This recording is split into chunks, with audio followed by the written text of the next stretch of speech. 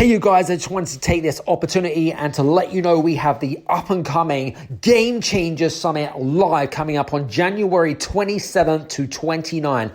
A 3-day virtual experience with 24 world-class game-changing leaders from around the world. We're going to be talking about entrepreneurship, marketing, branding, personal development, health, self-mastery, business and leadership, just to mention a few. We're going to be featuring Dr. John D. Martini, Marshall Goldsmith, Bob Berg.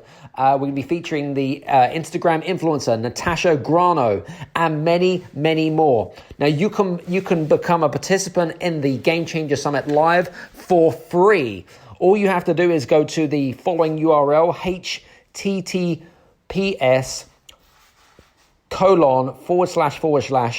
www.thegamechangersummit.com/sign-up-form. For more information, click on the link below, because honestly, this is probably the David versus Goliath of all summits. It is the summit of the year. See you soon, take care, and we'll see you there. This is the Game Changers Experience.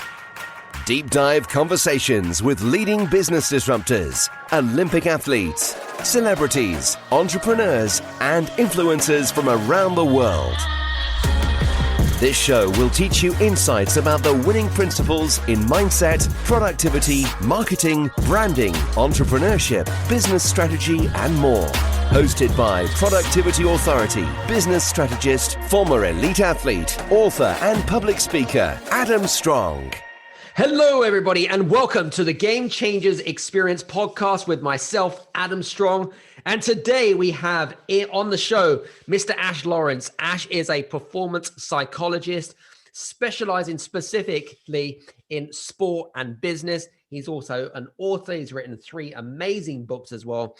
And I've known Ash for quite a number of years, actually. He's got some great networks. And I love the fact that he really loves to help people and impact people around the world. So, Ash, welcome to the show, man.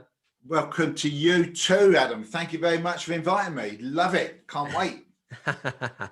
Listen, Ash, I know that you've been in sport. You're interested in sport, and you've been in business a long time.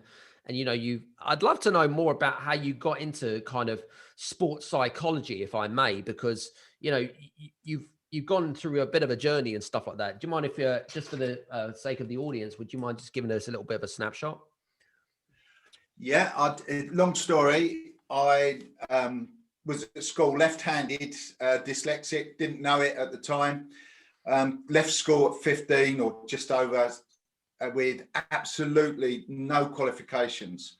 And I was lucky enough, I had an interview to work in the dockyard, as it was, in the dockyard in Chatham, in UK. And it wasn't a test, it was an IQ test. And I did quite well in it, funnily enough. I think I had an IQ in double figures. And I got a job as an electrical apprentice, but it was like being in prison. And I couldn't stand it. And I was going to leave and go and do a labouring job on a building site, because I was playing football semi-professionally, and after leaving a football league club through injury, and then I started playing semi-professionally. I was also keeping a door on a nightclub because of my martial arts experience from an early age. So I had all these little jobs, and I thought, I sod it, I'm just going to go and work on a building site. And my mate's dad said, don't do that. Come and work for me as an apprentice heating fitter. So off I did. I went and did that, and finished my apprenticeship with him, working with my best mate. Got to 21. I was married. I had a mortgage, and my best mate's dad said, "Oh, I'm going to sell the business, but you'll be all right." So 2 months into the new business owners, they sacked me and the mate because they felt we was a threat to the business, and we had to start our own. And that's how I started in business for myself at 21 with a business partner. 6 years later, we had 85 people working for us, and we was doing an immense amount of work. So that grew. Crash come in 1990 with the property market and everything. I sold my shares to my business partner and went and followed my passion selling cars, which was lovely. Well, it's cars. I'm a car. As in like classic cars or just normal cars? No, just run of the mill. Just, you know, the top of the range one at the time was a 25,000 XJS, which in 1991 was a lot of money, and the cheapest one was a Ford Sierra. I remember that. If you remember Ford Sierra.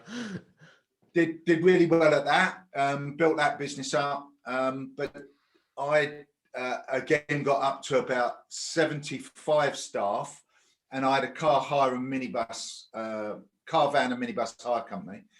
And what I was doing, and I couldn't work it out. I was 1 minute I'm high, I'm on the ceiling. Come on, let's crack this on. Everything's there.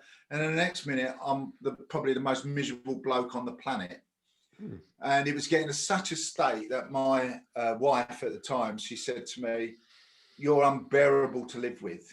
She said, "I can't stand where 1 minute you're a million miles an hour, and the next minute you can't get out of bed, you don't give a toss, and everything's going." She said, "I think you need to go and see the doctor." And I said, "Get out of it. I'm not going to see a doctor. But there's nothing wrong with me. It's normal." Sure. So she said, "Either you go and see a doctor or I'm going." And obviously I've got 3 young boys. I couldn't, really do that. So I went to see the doctor, and he diagnosed me with manic depression or bipolar disorder. Right. Okay. Which, was a big shock to me. And then he medicated me, and I just lost that sharp edge that was around my mind. I don't know how to explain that. It was like I was looking through a haze all the time. And although I wasn't as low as I was, I couldn't get that sharp mind back. That was the bit that was creative, that pushed me, that was motivated. And I thought, I've got to get out of this. I've got to find out how I can beat this without medication. Right. And that's how I started studying psychology. Interesting. And it was interesting bit really, because I'd never thought about it. I'd had a brief encounter with Tony Robbins, and I think it was called Get the Edge at the time. Yeah. And I went off and did some stuff with that in Hawaii, which was brilliant. Best week I had for mindset, because I never even thought about changing my mind. I thought, I'm just what I am. This is me. Sure. And, it changed. So I did that, did the NLP and started studying psychology with the Open University. Did clinical psychology for a couple of years to actually work out the basics, and then started pushing towards business psychology. So I started looking at behavior patterns and language patterns of business owners. And then I finished my degree, and this little thing popped up and said, like the Open University does it, and about doing a doctorate in sports psychology. And I thought, oh yeah, do you know what? I love this. I've played football. I've played cricket for my country 52 times. I've, fought in the European Karate Championships as a junior. I love sport. Yeah, let's do this. So I did it, didn't realise what it was, ended up interviewing 100 professional footballers about their pre-match routines. And that's what I wrote my thesis on. Nice. And yeah, it was great, because understanding their mindset before they go out and how much that mind affects their performance, where if you or I said, well, like putting your kit bag in a certain way under your seat actually made you perform better, before I did what I did, I said, well, you're a bit stupid or something. That bag, it's like wearing, we got a mate that comes to football with us. I've got a season ticket at a Premiership club, and he won't change his shirt. He's got curry stains down it and everything, and he won't change it because we're on a winning streak. And then we lose, and I say to him, but the shirt didn't work. He said, oh, I must have got something on it. But that's his belief, and that's the thing. It's what you believe that drives you. And I know that was a long story, but that's how, for me, I've got into the performance psychology of stuff, and working out how do we close that gap between good and great. Love it. Very good. Fascinating, actually, and thanks for sharing that with us because I love listening to. I actually that's something that I didn't know about you with regards to the whole kind of. I knew about the whole kind of up, fall, and downhill type of thing of running a business, but the sports element of stuff, I never knew that about you. So yeah, that was fascinating. Now you work with a lot of sports celebrities. You work with a lot of football players, in particular, athletes and stuff like that. Why do they come to you, Ash? Well, what is it that their big problem is? Do you know what? You know how fate actually deals its hand. So I did that. I did that PhD in sports, and I got involved with. From before my previous business, I used to sponsor a football league team. Okay. We put money into that club, and what used to happen is I ended up, getting involved socially. So I met some players, made some really good mates, and two of them said, "We've just bought this business, this sports and social club, with two other guys. We haven't got a lot of idea how to run it. Would you come and help us run it?" So I said, "Yeah, all right." So I've got involved with them, and then one of them's a manager in the club that I used to sponsor now. And they'd just been knocked out of the FA Cup by his former non-league club. They were second from bottom. And he said, "Ash, come along and help us. Will you do it?" I said, "Yeah, all right." A bit nervous because I've not actually worked in it. And I've gone along. The chairman said to me, "Hello, Ash. Pleased to meet you." And I said, "Hello, Chairman, what would you like to get from this?" He said, "I want 3 points Saturday, otherwise you're gone." I thought, "Oh, right, thank you." He stood me in front of the whole playing staff, or all of the staff, the kit men, the physios, the lot. And I'm just thinking he's going to introduce me. He said, "Oh, right, Ash, here you go, mate. Ash is going to do a session with you. He's our new sports psychologist. He's helping you, right? He's going to do a session now, 45 minutes. I've got no preparation. I've not done it. And all of a sudden, that imposter syndrome bit is going, "Oh my God, why did they find me out?" Anyway, I took the biggest guy in there, the alpha male in the situation, if you like, who's now a really good mate, and he's still playing, and he had a game Monday. And I love the guy to death. I'm not going to say who it is.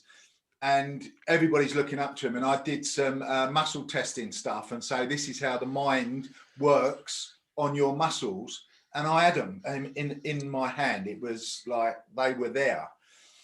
So we went, they hadn't won away for 34 games, nothing away from home. My first game with them, we went away and won, and 2-1 first bit. And then we just went on an unbeaten run and went from second from bottom in the league to fifth. So the BBC got interested in that. They come and made a documentary in the Football League Club, which went out all over BBC. Nice. And very shortly after that, a mum come to me and said about her son with anger issues. Great footballer, but he wanted to fight everybody. Long story, but so I started working with him, and then people see that, and then it come from referrals from everything, and that's how it just happened, that people just come and talk to me and say, "I've got this problem, can you deal with it?" And I said, "Well, yeah, of course I can." So, and that's how I ended up working with the footballers, and it still comes from referrals today. Do you think that in that situation, when you worked with the team, what do you think the main blockages and the reasons why they weren't performing to a particular level? What were, from your perspective?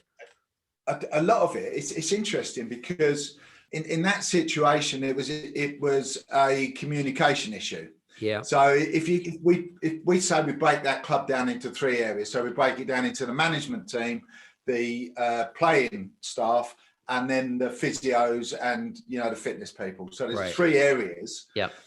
And the three areas weren't communicating. So the players would say, "Oh, the physios, they're just not doing this," and the management don't understand. The management would say the players, "Oh, well, they're just not listening," and the physios, "Well, they haven't got the resource." And everybody's moaning about everybody else. So the first thing I brought them all together and set the rules for communication for everyone. So everybody had a way of communicating. We talked to the manager. Now, you'll know as well as I do that it's generally people, they process information in 3 different ways. So there'd be the thinker, the one that likes loads of data, the feeler that's very emotional, and then the knower that, oh, just come on, let's just get on with it. I want to do it. He's the action taker. But if you speak to the thinker and say, with an action remark, say, right, you're just not doing this, you're rubbish, he'll be thinking, well, why am I not doing it? Why am I rubbish? What facts have you got? What evidence have you got? You say it to the feeler, and the feeler's then gone into one emotional meltdown because he's thinking, well, that's not fair. That makes me feel that you don't want me, you don't value me. Right. So when you do it like that, the first bit was actually getting people to be able to communicate and understand that the other person in front of them could be one of 3 types that's not necessarily the same as them. Sure. And once we started all communicating, the language on the pitch was different, the language from the manager to the team was different, and we was then pretty much stuck together, if that makes sense. It was a cohesive unit. Does that make sense, Adam? Absolutely, it makes sense. Completely makes sense. And I love it the way that you kind of said about the whole kind of cohesiveness and gelling together, I suppose, in a way. And that was one of the big blockages or challenges within the team. And it kind of gets them to go from a place of I'm not so good to a place of, wow, we're invincible type of thing. I love that. It's a great analogy. Now, you've been working in the field of sport, entrepreneurship, business. What links have you found between the two, and what can we take from elite sport and bring it into more of how I want to be a successful businessman or I want to be a successful entrepreneur? What can we take in terms of that? What can we learn from elite sport? Okay, that's a great question.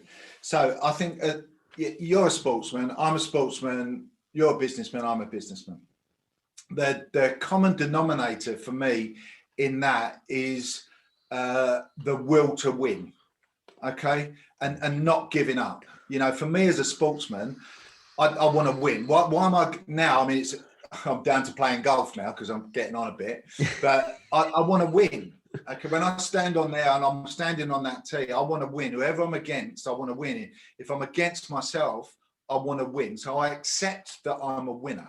Business is the same. I want to be the best business that I can be for the goals that I've set myself.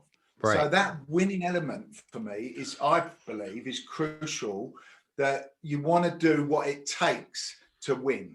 Now, I see lots of people, there's a big difference between good and great in sport, and that is the mindset of that. But they're not prepared to do what it really takes to go to that next level. And there's a lot of business people out there that have still got that employee mindset is, oh, it's my own business, so I'll go in a bit later today, and I'll finish early today. Well, it's my business, I'm the boss, I'll do what I like. And the reality, it's not like that. I've got a mentality. I own my own business, 4 of them, and I only work half days. That's all. I only work half day in my business. There's 24 hours in the day, and I work 12 of them. And that to me is what it's about, because I will not be beaten, and that is where sport and business comes together. I'm determined to do what it takes to achieve the goal that I want, whatever that's, financial, whatever. Do you know what? It's a really interesting thought process here, because I agree with your point about the whole kind of, creating that competitive edge, the fact that, we all want to become winners. But then interesting conversation with Dr. Marshall Goldsmith from last week's podcast. And the fact that if it doesn't matter who you are, say you're a CEO of a $1 million or $1 billion company or whatever it is. And the fact that a lot of people just don't like to lose, right? But then what is the downfalls of, okay, well, hang on a second, we don't like to lose. And I used the analogy, and Marshall was extremely good with this. And he was saying that he was working with a client. I think he was the CEO of World Bank, and he only coaches millionaires and billionaires. And he said this particular client had made a donation to his charity the day before, $360 million. And then if you want to work with Marshall, you have to obey by the rules essentially. He picks his clients, right? And he's, Yeah. he's good at what he does. And so rightly so. And so one of the things that he gets his clients to do before they work with him is they get him, and he got me to do it as well, to put their hand up and say, I promise, okay, that whatever I'm going to be taught, I'm going to say, thank you. Okay. So thank you. So no arguing, no questioning, just thank you. So this particular CEO who he was coaching kept on arguing, because it kept on arguing with him and saying, hey, so this is what you got to do. This is what you got to do, blah, blah, blah. And it was like, and then he was questioning him. And then for every time a client argues with Marshall, he fines them $20. Okay. And now at the end of this, this is an interesting concept. He got to about $300, and the chap turned around, and then this guy's really wealthy. He turns around, he said, wow, this is an expensive session. And he goes, what do you mean? This money that I've just fined you is going to the charity that you donated $360 million to yesterday. How's that expensive? He said, the only what the big difference is you don't like to lose. That's the only difference. No one likes to lose. Interesting, huh? Well, there are two really good points there. And I think I never lose, Adam. I either win or I learn. Okay. So for me, I look at that with everything. And, if I'm losing a business, when we lost everything in that property crash back in the 90s, I learned from that.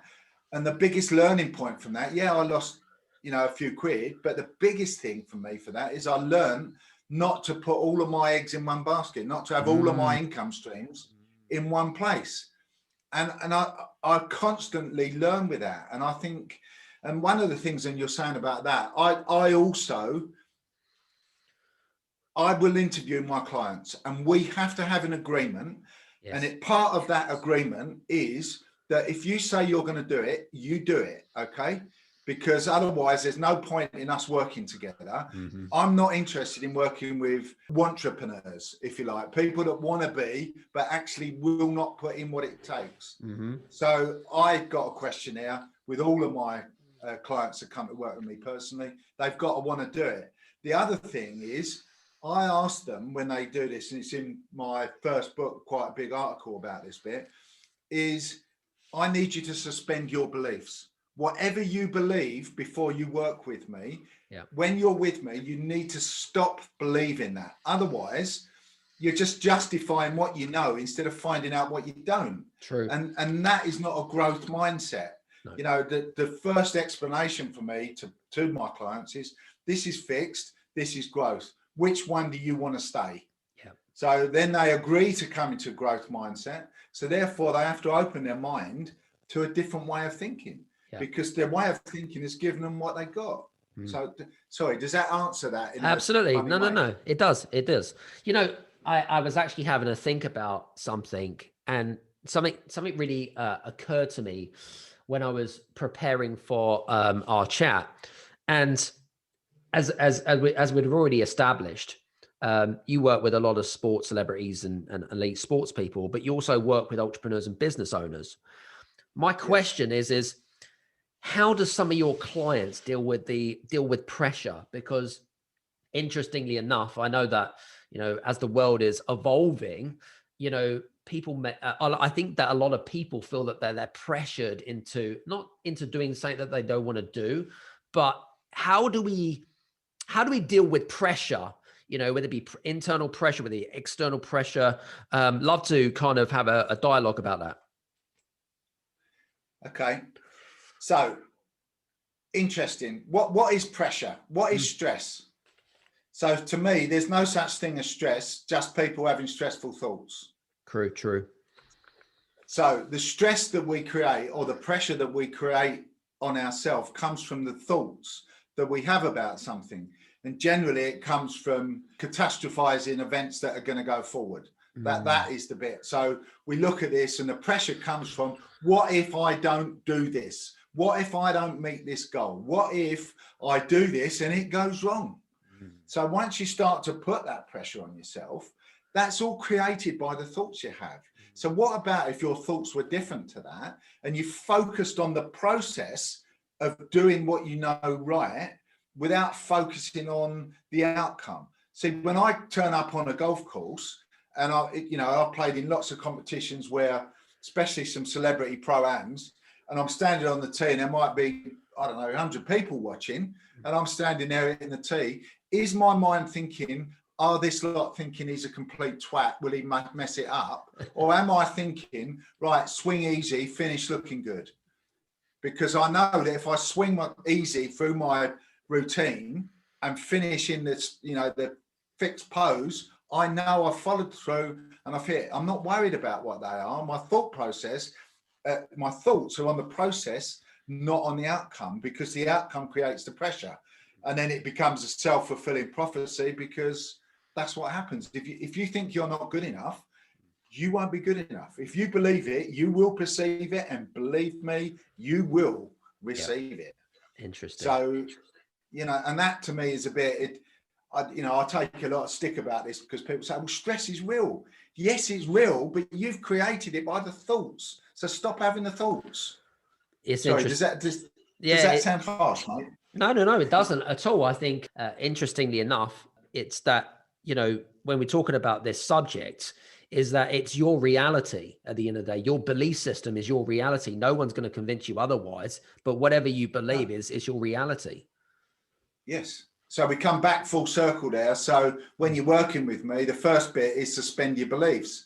Now you think about it. If I can give you an analogy for that, you go to the cinema to watch James Bond. Okay. Right. And you walk in there, and then James Bond is run along the top of a train, and there's this digger, isn't there? I don't know if you can remember that one. I can't remember that one.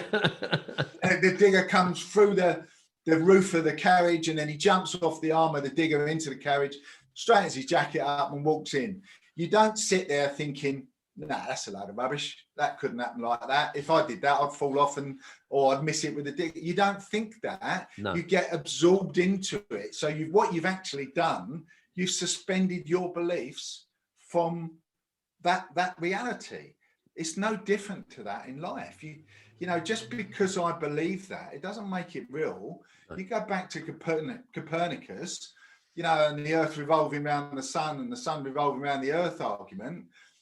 1 minute they believe this, the next minute they believe something completely different. But beforehand, they didn't know what they didn't know. Interesting. Does that make sense? Absolutely. 100% makes sense. You've got to suspend those beliefs, mate. No, I absolutely agree. With regards to, and I want to go back to you working with some of your clients, what have you found in terms of the habits? And we talked about this on Clubhouse, actually. If you guys don't know what Clubhouse is, it's an app which is particularly for Apple users. You can follow myself and Ash Lawrence on Clubhouse. We have some great conversations. We had a great conversation a couple of days ago. And I'd like to talk about some of the habits that you have discovered that they embrace to enhance their high performance, or call it high performance habits, and what some of our listeners could also take away from. What have you found in terms of that? Okay, that's really good. So if you think about us as human beings, about 85%-ish, it's a rough number there, of our daily actions and everything we do are habitual. Mm-hmm. So can I give you an example for this? Because this is quite important. Absolutely. So when I was at uni, we were doing this lecture, and the way the Open University works, you go and do a stay away at a uni in different places. Sure. And we was there, and we're in sort of an amphitheater looking down on the stage, and on the stage there's a table with a box with a red cloth over it. Mm-hmm. And there's about 150 of us all sitting, and we're yakking away as you do and talking, and look to the box. And then the professor walks on the back of the stage and stands. So a few people then shut up, but the rest keep talking. He walks up to the box, takes the red cloth off, and underneath there's this glass box, and inside is a crystal ball. And then now a few more of us are actually looking at what's happening. And he lifts the box off, picks the crystal ball up, and holds it up to the audience and says to everybody, if I looked in this crystal ball and said to you, I could predict with 93% accuracy where you will be in 5 years' time, what would you all say? And we've all gone, yeah, of course you can, mate. What a load of rubbish. crystal balls don't work. But then he went on to actually say that, and this is that our past behavior predicts our future behavior. So if we've had a habit in the past, the chances are that it will continue into our future. It teaches me to look for habit patterns with people. So I look for those negative habit patterns. I look for the compulsive negative habit pattern or the inhibitive negative habit pattern. I look for the habit patterns in their language. So our habit drills us. Okay, why does the elephant stay with that tiny little rope around his ankle and a stake in the ground? Why does he stay there? Because he's got learned behavior and it's a habit. He pulled trees out of the ground with his trunk. Why is he worried about that silly little stake? True. Because he's learned it. And as human beings, we do that. So our habits and our beliefs keep us where we are. So for me, understanding that you need to change that, and you break that down into tiny little bits, action bits every day. Love it. Very cool. I have to ask you, because I'm not sure if you get asked this very often, but I'm kind of drawn to your polo shirt, which is Flipflop Psycho. I'd love to know what the frick is a Flipflop Psycho, and how did that come about? Flipflop Psycho, hashtag Flipflop Psycho. It's everywhere. Years ago, I got a personal trainer. He's a good mate now, and I'd go to his studio, and I'd be in there 3 times a week. And one of the guys in there was working with a guy that owned a hotel, and so he's phoned me up, the hotel owner, and he said, "Ash, can you come and do a talk for us about what you do?" I said, "Yeah, of course I will." And I'm there. And he's turned up late. He owns a hotel and he's turned up late. Anyway, I've done the seminar and he's ended up on one of my courses. And I said, right, okay, please introduce yourself. And he said, right, my name's so-and-so. I've got the guy asked to talk. I've turned up and I'm expecting to see this guy in a suit, all suited and booted on the stage, looking like this super duper psychologist, and I've got this 6'4" bloke in shorts, flip flops, and a Tottenham shirt. And he said, and it's a bloody Flipflop Psycho, and from that is how it started, because you've met me. I'm always in shorts and flip flops, because I've had enough in a suit. I don't believe that, lots of people say, well, it's the first impression how you dress. Do you know what? People remember me because when I'm walking around in the snow and I've got shorts and flip-flops on, they say, look at that idiot in his shorts and flip-flops. But they will remember me. And that's how it started. And it's been our most successful brand because I don't need to carry business cards anymore. Well, obviously none of us do at the moment. But I just say to people, just hashtag Flipflop Psycho. And I'm obviously top of Google. It's everywhere. So it works. That's how it was. I love it. The only time I haven't got any flip-flops on is if I'm in the gym and I've got my trainers on. You know what? And it's interesting because, here in Cyprus, for example, they know who we are, by the way. British people, they all know, everyone in the world knows who British people are. You've got sandals and socks on. Sandals and socks on, number one, and sandals, socks and shorts in freezing cold weather. And they're all looking and thinking, is this guy crazy or something, or girl, or whatever it is? But it's normally the guys, actually, which is, quite interesting. I'll tell you, my wife and I, not last year, but the year before, for her birthday, we went to Iceland. Oh, yeah. And I'm not talking about the shop, I'm talking about the country. And as everywhere, I've taken my shorts and flip-flops. First day out, I thought, oh, it's a bit chilly. It's -14. And I was getting some weird looks then, I tell you. But it lasted for about half an hour and I was back in. I had to put trousers on.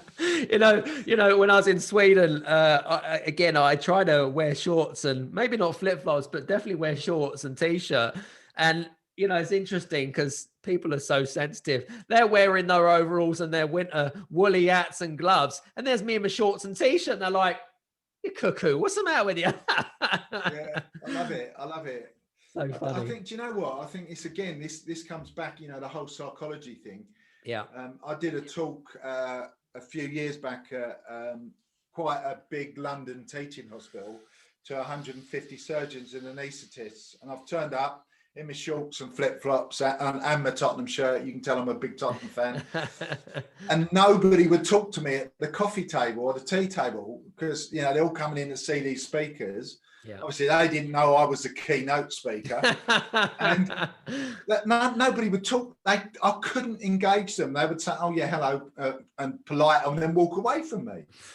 So I stood up on the stage. I'm up behind the lectern, and I started telling a story about being summoned to court for a charge of assaulting a police officer. So I described the courtroom, and I say, you know, the police officer, the 3 magistrates, and the accused. And I start to tell it, and then I say, right, put your hand up, all those that think I'm the accused. And 90% of the room have got their hand up, right? Because they've judged me because I've got, it's probably the Tottenham shirt more than the flip-flops. Football hooligan. But that's what people do. They take a look and they judge. And, you know, then I went on to say to them, well, you know, I was the chair of the magistrates. You know, I'm also a doctor, like, you know, all of you, just in a different way. And when you judge people that are coming in, you need to be aware of where you're making those judgments around people, because that book isn't always what the cover says it is. No, absolutely. 100% agree. So listen, I know we're coming towards the end of our interview and whatever it is. It's been great for you, great for us to be on great for you to be on the show. Really enjoyed having our conversation. So if any of the listeners here want to get in contact with you, and what's the best way to do that? Hashtag Flipflop Psycho. There you go. Hashtag flip, and we'll put that in down in the dialogue below. So make sure you go to that hashtag, guys, and also like all of it will be there. So LinkedIn, Facebook, Twitter, Instagram, Clubhouse, it's all there. But the easiest, if you can't remember my name, you remember Flipflop Psycho. It's at the top of Google, and then all the contacts you'll find there. Very good. So listen, guys, make sure that you connect with Ash. Mention the Game Changers Experience podcast, because he knows where you come from and you're just not kind of some stranger. Well, anyway, it doesn't matter. But anyway, it's all good. So listen, hope you've enjoyed. I've had strange people, mate. Mate, it's just a way of life, really, isn't it? Talking to you, am I? That's a compliment. I take that as a compliment. Good man. So listen, guys, hope you've enjoyed today's show. If you have enjoyed today's show and you're listening to this on Apple, please do me a favor, leave a 1 or a 5-star review, whatever you felt was of good value to you. And we'll see you again on the next show. Take care. See you soon. Bye-bye. Hey, you guys, I just want to say thank you so much for listening in to this episode of the Game Changers Experience. I hope that you got some amazing value, some great insights, and golden nuggets that you can implement into your business straight away. I would really, really appreciate it if you could leave a 5-star review on the button below. Have a fantastic day, and we'll see you on the next episode. Take care.